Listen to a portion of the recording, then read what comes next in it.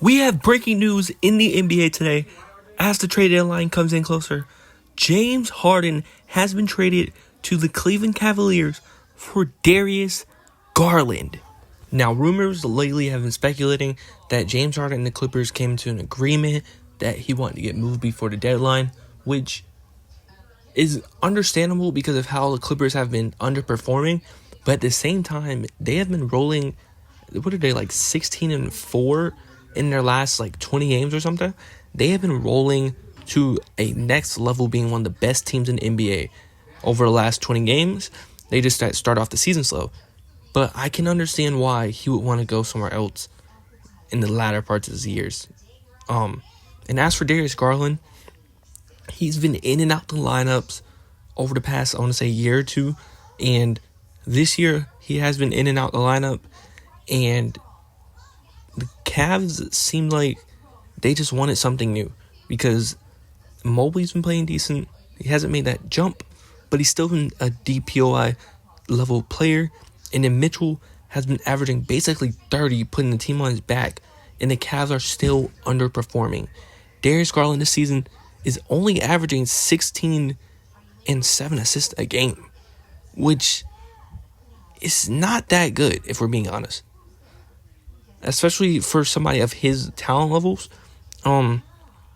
with like average average percentages across the board. But I can't even argue the percentage thing because Harden is only shooting 42% from the field, but he is still giving you 25 and 8 as really sharing the first and second option duties.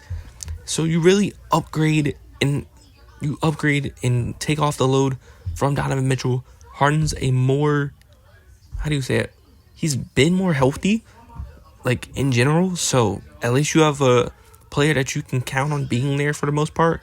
He is a lot older. He's 36.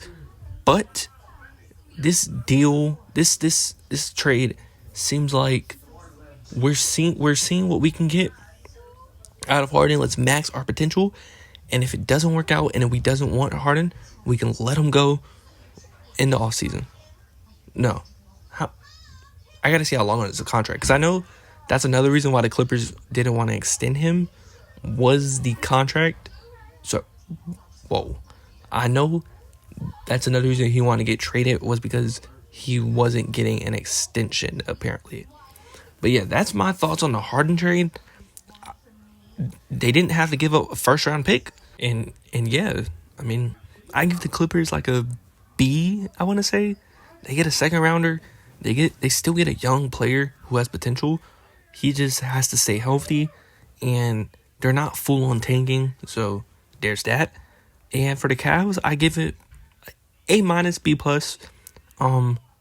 They do get a lot older player, but they still get Harden.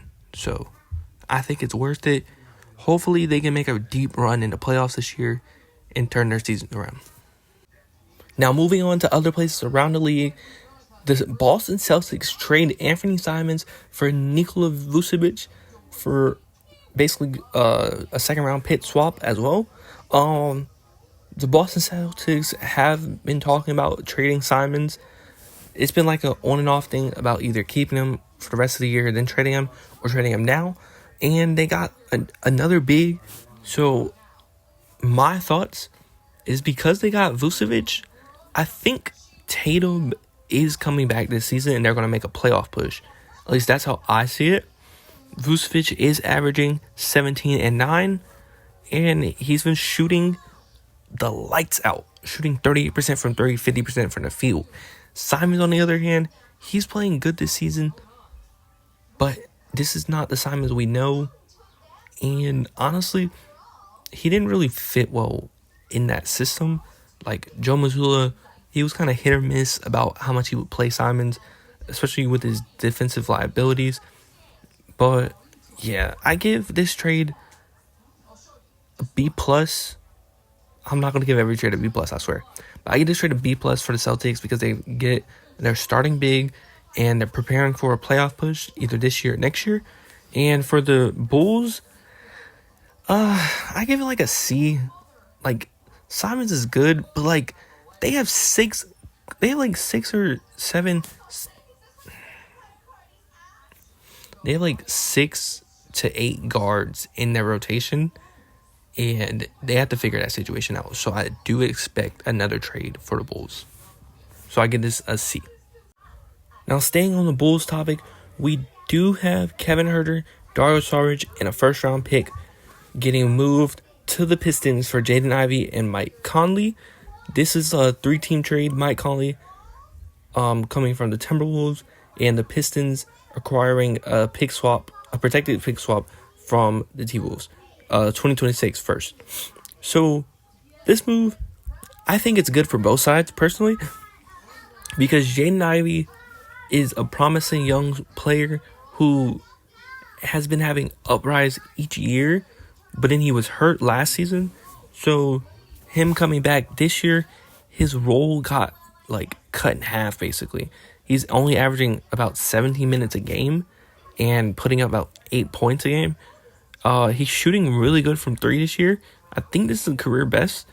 So there's still potential there as long as he can continue to get his first step back. I think there is high potential there, and I would give this trade for the Bulls, I would give them an A-, honestly, because they have a lot of potential there as long as they can get their guard situation situated. Now, as for the Pistons, they have been in the market to acquire another shooter, which Kevin Huerter, in theory, is that, but this season he hasn't played subpar, especially from 3, shooting I think a career low 31%, even though he's a career 37-38% shooter.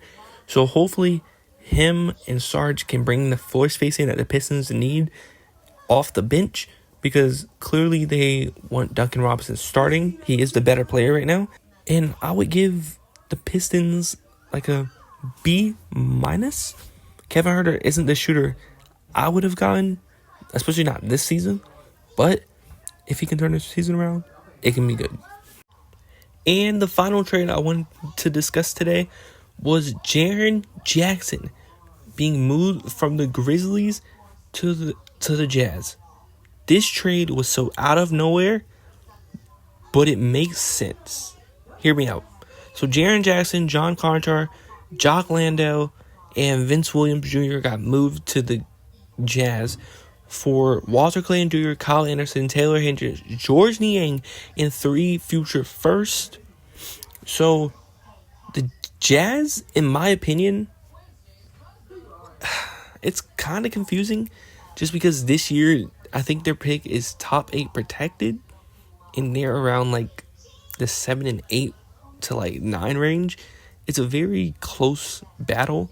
So I think them getting Jaren would honestly probably ruin their odds unless they, bench him here and there. But in the future, I do like this trade for next season because it gives them a 4 who can roam and play elite defense and really legitimizes their team, because now they have Keontae George, Ace Bailey, Larry Markkinen, Jaren Jackson at the 4, and Walker Kessler at the 5 to round it off. I believe this legitimizes their roster, at least giving them a play-in appearance at the bare minimum. Now, as for the Grizzlies, I like this trade because they're finally cleaning house, which leads them to believe Ja is on the market very soon, hopefully. They're getting 3 first-rounders, which is very good because it helps you build capital. And they had got 4 first-rounders for Desmond Bane. Then you have a very high potential in Taylor Hendricks, in my opinion, high potential, and Walker Clayton, who is a pretty good guard. He just needs the minutes. So I believe the Grizzlies, they leave this deal with an A+, in my opinion. They leave this with an A+, because they're cleaning house and they're fleecing. In the Jazz, I give them an A-. In the Jazz, I give them an A- because right now they're buying, even though they should still be tanking so they can retain their pick this year. But in the future, for next season, I would give this an A. This is a very good deal. So let me know what you guys think in the comments below about these trades. If anything else goes down, I will try to make a trade deadline video. Hopefully Giannis gets moved. Hopefully to my Warriors. Hopefully Ja gets moved. Hopefully some more big moves happen. And if so, y'all know where to find me. Everybody have a blessed one. And yeah, peace.